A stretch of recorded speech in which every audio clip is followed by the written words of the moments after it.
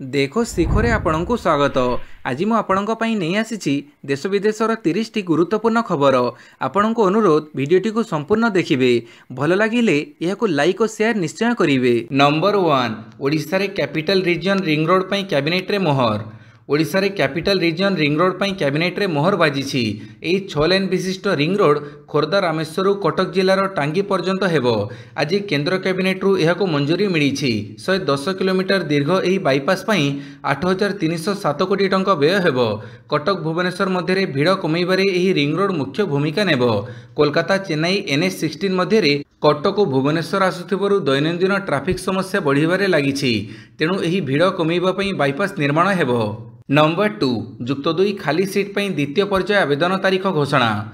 ओडिशार उच्च माध्यमिक शिक्षा निर्देशालय राज्यर उच्च माध्यमिक विद्यालय गुड़िकर एकादश श्रेणीर खाली आसन पूरण पई द्वितीय पर्याय ई एडमिशन रो कार्यसूची घोषणा करिछि। ई एडमिशन प्रक्रिया 2025-26 शिक्षावर्ष पई अगस्त 25 2025 रो आरंभ हेबो। ए अधीन रे ओडिशा उच्च माध्यमिक शिक्षा परिषद एवं पुरीर श्री जगन्नाथ संस्कृत विश्वविद्यालय अधीनस्थ उच्च माध्यमिक विद्यालय गुड़िकर कला विज्ञान वाणिज्य उपशास्त्री एवं भोकेशनल स्ट्रीम रे खाली थिबा आसन पूरण करा जिवो। समस्त आवेदन प्रक्रिया ऑनलाइन रे साम्स ओडिशा पोर्टल www.samsodisha.gov.in माध्यम रे हेबो। नंबर 3 शिशु बाटिका पिलांकु मागणा रे मिलिबो यूनिफॉर्म जोता एवं परिचय पत्र।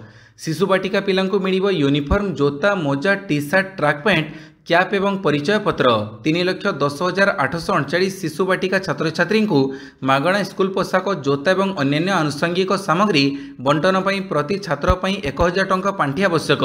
एथिपाई पांठि अनुमोदन देवाकू विद्यालय गणशिक्षा विभाग को चिठी लिखिछि ओसेपा। समग्र शिक्षा पक्षर प्रथम रु अष्टम श्रेणी छात्र छात्री को स्कूल यूनिफॉर्म पर मुंड पिछा 600 टंका अनुसार राज्य सरकार 24,786 कोटी टंका मंजूर करिसेंती। नंबर 4 विश्व दक्षता केन्द्र रे नामलेखा लगी ऑनलाइन आवेदन जारी।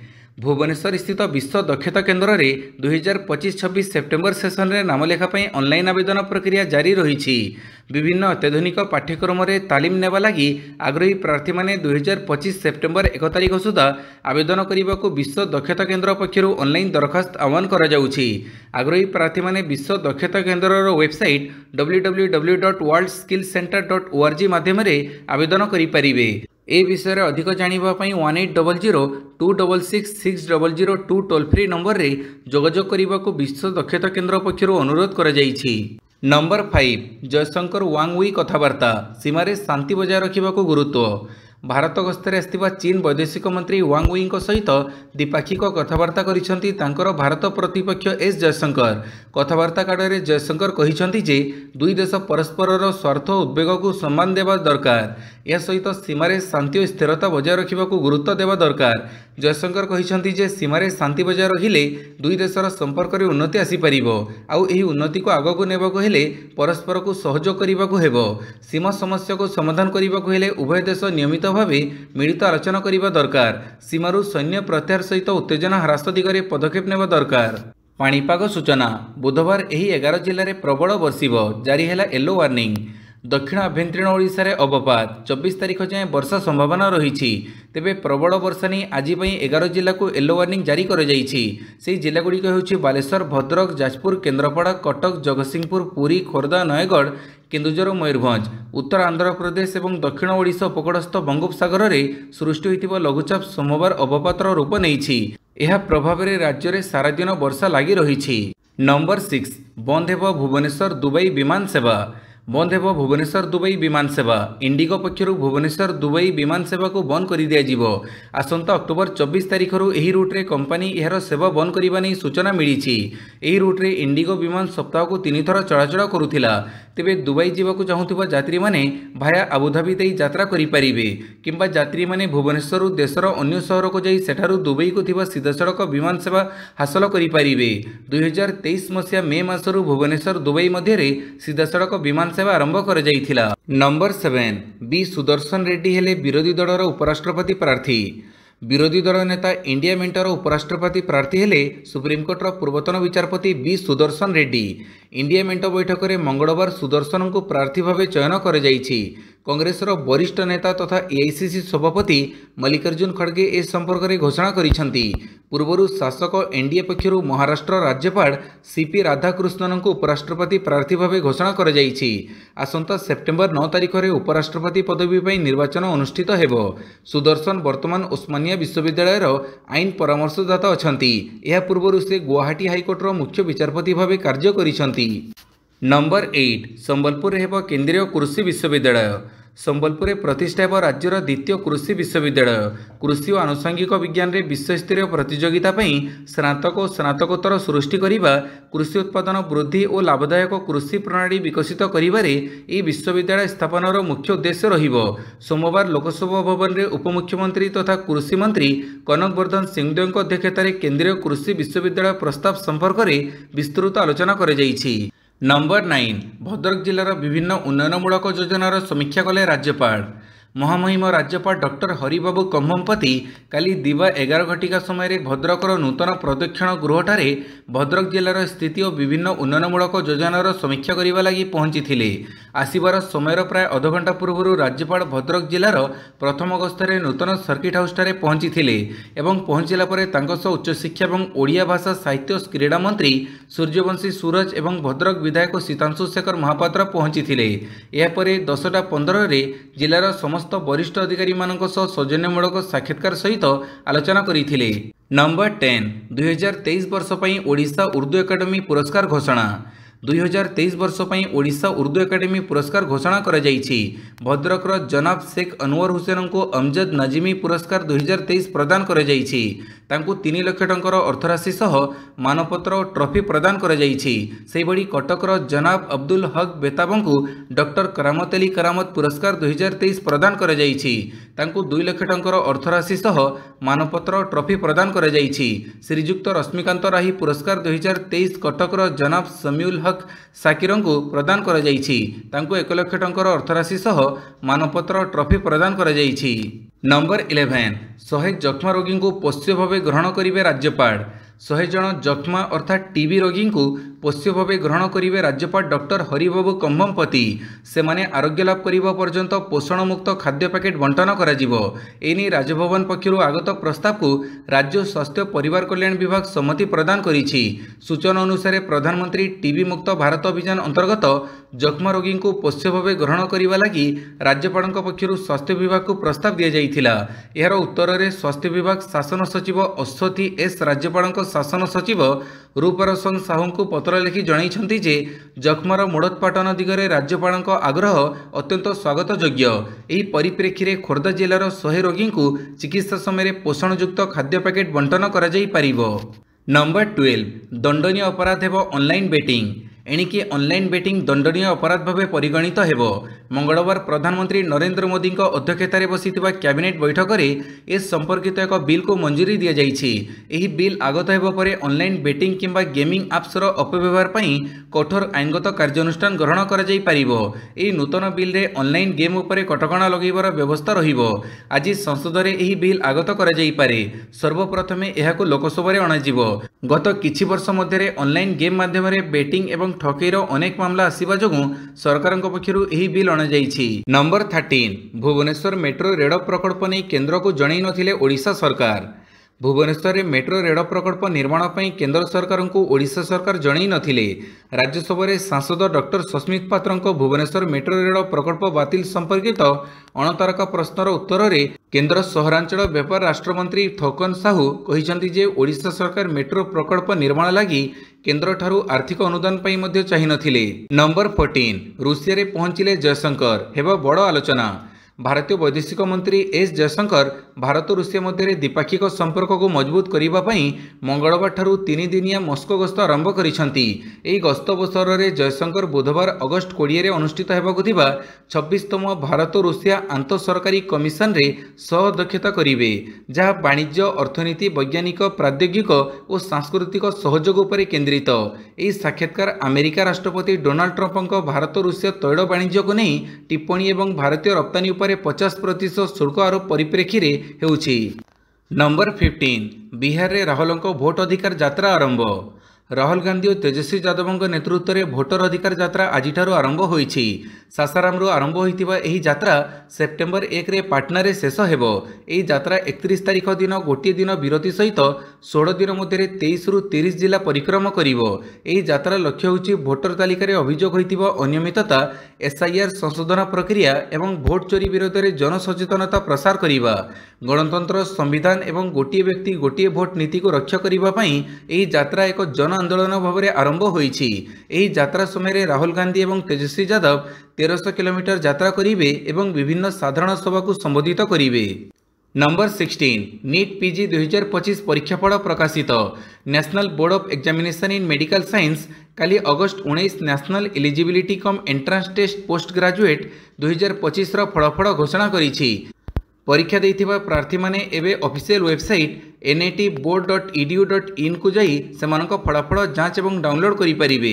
प्रार्थी माने निजर मार्क देखि परिबो सह रैंक देखि परिबे। सूचना योग्य जे नीट पीजी 2025 चलित मास 3 तारिख रे होइथिला। नंबर 17 एनडीए सर्वदलीय बैठक राधाकृष्णन को समर्थन पई विरोधी को आह्वान।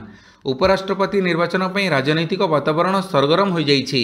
मंगलवार बीजेपी नेतृत्वाधीन जातीय गणतांत्रिक मेंट एनडीए सर्वदलीय बैठक में उपराष्ट्रपति प्रार्थी सीपी राधाकृष्णन को समर्थित कर जाइछि। एही बैठक में प्रधानमंत्री नरेंद्र मोदी जोगदे सहयोगी दलर सांसद मान सहित राधाकृष्णन परिचय करैथिले। एही अवसर में प्रधानमंत्री कहिथिले राधाकृष्णन ओबीसी समाज आसिछंती। से अत्यंत सरल। आसंता 20 तारिख अर्थात बुधवार राधाकृष्णन नामांकन पत्र दाखल करिवे। विरोधी दलगुड़िक भी राधाकृष्णन को समर्थन करने लगी बैठक में आह्वान कर जाइछि। नंबर 18 16 वर्ष वयस्क मुस्लिम झील विवाह करिपारिबे कहिले सुप्रीमकोर्ट। 16 वर्ष वयस्क मुस्लिम झील विवाह करिपारिबे एभली बड़ राय सुप्रीमकोर्ट देइछंती। या सहित शीर्षकोर्ट पंजाब हरियाणा हाइकोर्टक राय रे हस्तक्षेप करिबाकू मध्य मना करि देइछंती। 2022 मसीह पंजाब हरियाणा हाइकोर्ट 21 वर्षीय मुस्लिम युवक एवं 16 वर्षीय मुस्लिम झील प्रेम विवाह को मुस्लिम व्यक्तिगत आईन व्यवस्था अनुଯାयी वैध बोली विवेचना करथिले। हाइकोर्ट विवाहित दंपति को सुरक्षा जोगाइबाकू मध्य निर्देश देइथिले। हाइकोर्टक एही निष्पत्ति को जातीय शिशु अधिकार सुरक्षा आयोग सुप्रीमकोर्ट रे चैलेंज करिथिले। नंबर 19 भारतीय बंदर विधायक राज्यसभा रे गृहीत। स्वाधीनता दिवस उत्सव पर दीर्घ 5 दिन विरति पर सोमवार संसदर अधिवेशन आरंभ होईछि। अधिवेशन आरंभ में पूर्व दिन गुड़िक परी विरोधी सदस्य माने बिहार एसआईआर एवं भोट चोरी अभियोग को नहीं उभय गृह में होहल्ला करथिले। राज्यसभा रे कांग्रेस सदस्य सैयद नासिर हुसैन, रंजित रंजन, रजनी पाटिल और नीरज जुटांगी गृह कार्य बंद करी भोट चोरी अभियोग पर आलोचना करने लगी रूल 267 अनुଯାयी नोटिस देइथिले। विरोधी सदस्य माने अभियोग करथिले जे देशर गणतांत्रिक निर्वाचन प्रक्रिया प्रति एबे विपद सृष्टि होईछि। नंबर 20 वायुसेना किनिबो 97टी एलसीए लढुआ विमान। भारतीय वायुसेनार शक्ति को आहरी वृद्धि करने पई केंद्र सरकार 97टी एलसीए मार्क 1A लढुआ विमान किनिबा पई 62,000 कोटी टंकार एक योजना को अनुमोदन करिसेंती। ए समस्त लढुआ विमान मेक इन इंडिया कार्यक्रम अधीन रे किना जिवो। रिपोर्ट अनुसार ए लढुआ विमान गुड़िक हिंदुस्तान एरोनॉटिक्स लिमिटेड द्वारा निर्मित हेबो।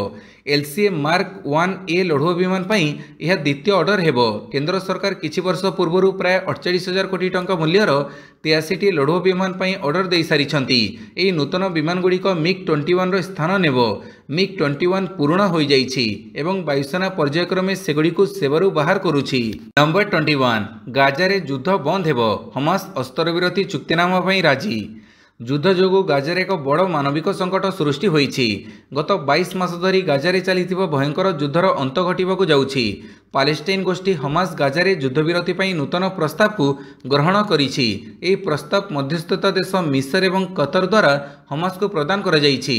एनै हमास कहिछि आमे आलोचना पई प्रस्तुत। तथापि इस्राएल एपर्यंत निजर उत्तर देई नाही। जदि इस्राएल सकारात्मक उत्तर दिए तेबे गाजार युद्ध बंद हेबो। हमास कहिछि आमे युद्धविरति प्रस्ताव रे सहमत। नंबर 22 एनडीए उपराष्ट्रपति प्रार्थी को जगनक समर्थन। उपराष्ट्रपति निर्वाचन लगी शासक एनडीए पक्षरु घोषित प्रार्थी चंद्रपुरम पन्नुस्वामी राधाकृष्णन प्रति समर्थन घोषणा करिछि वाईएसआरसीपी। जगनमोहन रेड्डी नेतृत्वाधीन वाईएसआरसीपी कांग्रेस पार्टी सांसद ମାଡିଲା ଗୁରୁମୂର୍ତ୍ତି ସୋମବାର କହିଛନ୍ତି ଯେ ଉପରାଷ୍ଟ୍ରପତି ନିର୍ବାଚନରେ ତାଙ୍କ ଦଳ ରାଧାକୃଷ୍ଣନଙ୍କୁ ସମର୍ଥନ କରିବ। ଉପରାଷ୍ଟ୍ରପତି ନିର୍ବାଚନରେ ଏନ୍ଡିଏ ପ୍ରାର୍ଥୀଙ୍କୁ ସମର୍ଥନ କରିବା ଲାଗି ପ୍ରତିରକ୍ଷା ମନ୍ତ୍ରୀ ରାଜନାଥ ସିଂ ୱାଇଏସ୍ଆର୍ସିପି ମୁଖ୍ୟ ତଥା ଆନ୍ଧ୍ରପ୍ରଦେଶର ପୂର୍ବତନ ମୁଖ୍ୟମନ୍ତ୍ରୀ ଜଗନ ରେଡ୍ଡୀଙ୍କୁ ଭେଟିଥିଲେ। ୱାଇଏସ୍ଆର୍ସିପିର ଲୋକସଭାରେ 4 ଓ ରାଜ୍ୟସଭାରେ 7 ଜଣ ସଦସ୍ୟ ଅଛନ୍ତି। ନମ୍ବର 23 ସୀମା ବିବାଦ ଅଜିତ ଡୋଭାଲ ଓ ଚୀନ ବୈଦେଶିକ ମନ୍ତ୍ରୀଙ୍କ ମଧ୍ୟରେ ବୈଠକ। ଆମେରିକାର ଟାରିଫର ମଧ୍ୟରେ ଭାରତ ଜାତୀୟ ସୁରକ୍ଷା ପରାମର୍ଶଦାତା ଅଜିତ ଡୋଭାଲ ଚୀନର ବୈଦେଶିକ ମନ୍ତ୍ରୀ ୱାଙ୍ଗ ୱିଙ୍କୁ ସାକ୍ଷାତ କରିଛନ୍ତି। ନୂଆଦିଲ୍ଲୀରେ ଉଭୟ ଭାରତ ଚୀନ ସୀମା ବିବାଦ ଉପରେ ଆଲୋଚନା କରିଛନ୍ତି। ଏହି ବୈଠକ ସୀମା ବିବାଦର ସମାଧାନ ଏବଂ ପ୍ରକୃତ ନିୟନ୍ତ୍ରଣ ରେଖାରେ ଉତ୍ତେଜନା ହ୍ରାସ କରି ଶାନ୍ତି ପ୍ରତିଷ୍ଠା କରିବା ପାଇଁ 24ତମ ପର୍ଯ୍ୟାୟ ସ୍ୱତନ୍ତ୍ର ପ୍ରତିନିଧି ଆଲୋଚନା ଅଧୀନରେ ହୋଇଥିଲା। ନମ୍ବର 24 ରୁଷର ଶସ୍ତା ତେଲର ଫାଇଦା ଭାରତର କିଛି ଧନୀ ପରିବାର ନେଉଛନ୍ତି, କହିଲା ଆମେରିକା। ରୁଷୀୟ ତେଲ କିଣିବା ପାଇଁ ଭାରତ ଉପରେ 50% ଶୁଳ୍କ ଲାଗୁ କରିବା ପରେ ଟ୍ରମ୍ପ ପ୍ରଶାସନ କହିଛି ଯେ ଚୀନର ସ୍ଥିତି ଅଲଗା ଓ ଭାରତର ସ୍ଥିତି ଅଲଗା। ଚୀନ ବିଭିନ୍ନ ସ୍ଥାନରୁ ତେଲ ଆମଦାନୀ କରେ ଏବଂ ତେଣୁ ଏହାର ପରିସ୍ଥିତି ଭିନ୍ନ, କିନ୍ତୁ ଭାରତର କିଛି ଧନୀ ପରିବାର ରୁଷ ତେଲରୁ ଲାଭ କମାଉଛନ୍ତି। ଟ୍ରମ୍ପ ସରକାରଙ୍କ ଅର୍ଥମନ୍ତ୍ରୀ ସ୍କଟ୍ ବେସାଣ୍ଟ ମଙ୍ଗଳବାର କହିଛନ୍ତି ଯେ ଭାରତ ରୁଷିଆରୁ ତେଲ କିଣି ବିପୁଳ ଲାଭ କରୁଛି। ସେ କହିଥିଲେ ଯେ ଭାରତର କିଛି ଧନୀ ଲୋକ ଏହାର ଫାଇଦା ନେଉଛନ୍ତି।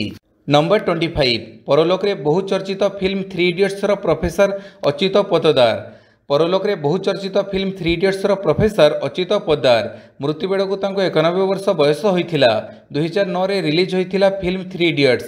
ଆମିର ଖାନ, ଆର୍ ମାଧବନ, ବୋମନ ଇରାନୀ ଓ ଶର୍ମନ ଯୋଶୀଙ୍କ ଭଳି କଳାକାର ଏଥିରେ ଅଭିନୟ କରିଥିବା ବେଳେ ଜଣେ କଠୋର ପ୍ରଫେସରଙ୍କ ଭୂମିକା ପାଇଁ ପ୍ରସିଦ୍ଧ ହୋଇଥିଲେ ବରିଷ୍ଠ ଅଭିନେତା ଅଚ୍ୟୁତ ପୋଦ୍ଦାର। ଅଗଷ୍ଟ 18 ଅର୍ଥାତ୍ ସୋମବାର ତାଙ୍କର ଦେହାନ୍ତ ହୋଇଥିବା ଜଣାଯାଇଛି। ନମ୍ବର 26 ଏନ୍ଡିଏ ପ୍ରାର୍ଥୀଙ୍କୁ ସମର୍ଥନ ଦିଆଯିବ କି ନା ନିଷ୍ପତ୍ତି ନେବେ ନବୀନ ପଟ୍ଟନାୟକ। ଉପରାଷ୍ଟ୍ରପତି ନିର୍ବାଚନ ପ୍ରସଙ୍ଗରେ ବିଜେଡି ବିଧାୟକ ଧ୍ରୁବ ସାହୁ ପ୍ରତିକ୍ରିୟା ରଖିଛନ୍ତି। ସେ କହିଛନ୍ତି ଏନେଇ ବିଜେଡି ସଭାପତି ନବୀନ ପଟ୍ଟନାୟକ ନିଷ୍ପତ୍ତି ନେବେ।